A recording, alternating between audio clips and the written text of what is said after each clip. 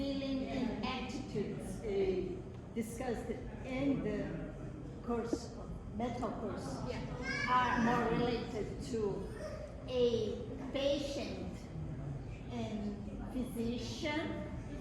So I'm interested on the conflicts they rise by the balance between the communication between physician and both about the communication between the physician and the patient, and about the feelings of the physician, so him or herself.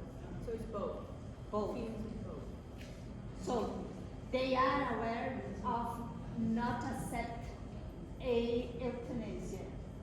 Just to stimulate you think about not helping people doing euthanasia. In Brazil, let's claim, in Brazil we have a kind of thing called a conscience broken or something like that.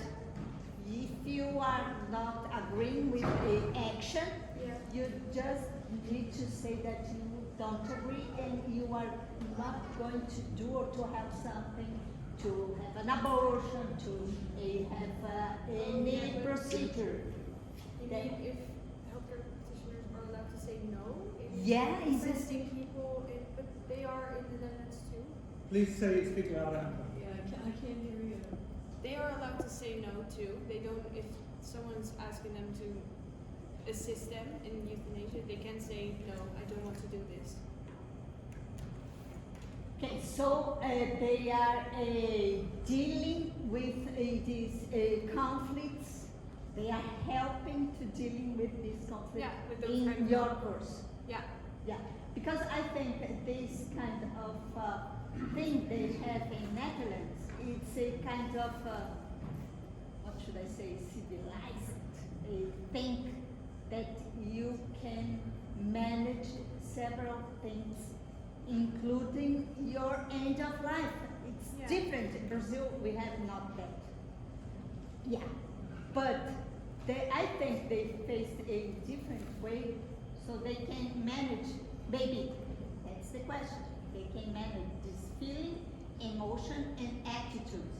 Maybe they developed better moral development that includes all those things. First, a cognitive development, then the emotional development, then the last one called a conation. I don't know the word that is in the relationship between people that requires behavior and values to have good behavior. So I don't know. I just telling you that probably there are a lot of elements to be considered and is teaching a medical issue. Don't know, just to make you talk a little bit more. Thank you. Are there any other comments, ideas? So the culture of peace, think about last time you went to see a medical health professional or doctor. Was it a peaceful occasion to you? Think about why you go to the doctor. It's usually, in my case, it's because I think I'm going to die. I usually avoid medical doctors at all costs. At all costs. I first try my ginger, raw ginger, then I try garlic, then I try hugging my tree, praying to God, all these things in the same sort of process. Yeah, and it would actually be very lucky that I don't die before making it to the doctor, because I dislike hospitals and doctors very much. Not that they were particularly mean to me, I have some very close friends, but the culture of peace is, a challenge, isn't it? Because we're normally in a not very peaceful situation to go to the doctor. Yeah? So that's why I think it's an interesting theme to think. But on the other hand, to solve the issue, Yeah, intrinsic and extrinsic piece you talked about is, it may be a solution, and that's good. Sometimes we worry so much, and when we go to a doctor, it's all fixed. So maybe they do make peace. I have a comment. Yes, Rita. I only have high blood pressure when I'm about to see the doctor. Only. Other time, it's normal. It's really interesting what you're talking about. You know, I wanted to make a comment about peace in the medical field. In medical school here, there's very little time to talk about the peace and the patient and the relationship between the two psychologically, is in terms of loss too. So I'm just, as I'm sitting here, it's the medical profession here in medical school is so tight to change that, to have psychologists come in and talk to medical students about how we can change it and make it more so that people are, these doctors to be, these residents will change and have empathy, will have a peace with the relationship with the patient. It's very hard to, because our culture here it's not set up like that. And that's the issue that I come into, where, as you said, what can I do to change that? And there are some things that I can be very vocal about. But you know, you have you have strength in many people, as opposed to one person. So if we all hold hands and we cross the river, we're going to get over there. But if we go by ourselves and there's a big storm, we may not work it. So it's a challenge.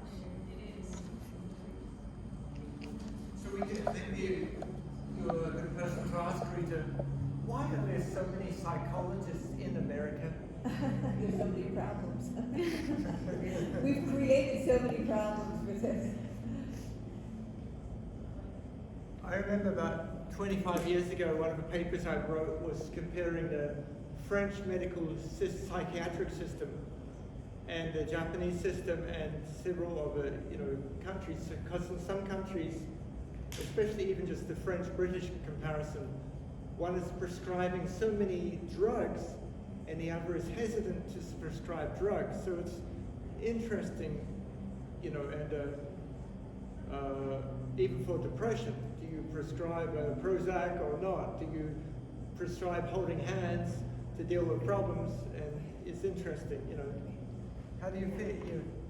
You create so many problems, or it's messed up? I think that it's a big question and a big answer, and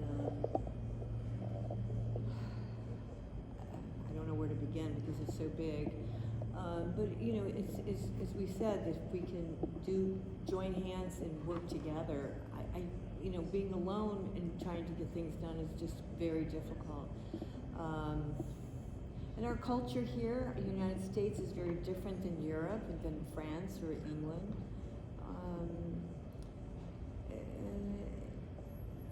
It's difficult, but I believe that with working together, I'm trying to work with USC now just to get some sort of a program in there so that interns can spend more time understanding the patient's feelings and peace rather than the diagnostic clinical aspect, because that's what we do as Americans. We want to focus on clinically what's going on with that patient. And if we just put another added component into that of the emotional aspects and the human connection, that's more important than maybe sometimes the clinical aspect.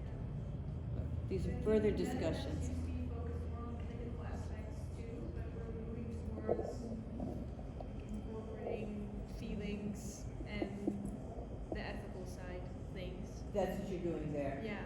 Yeah, which is But more. we're not there yet. But Yeah. But you're trying. Yeah. We need to do more of those steps here. Yeah. I think. Okay, well, thank you so much, Amber. Next will be action plan.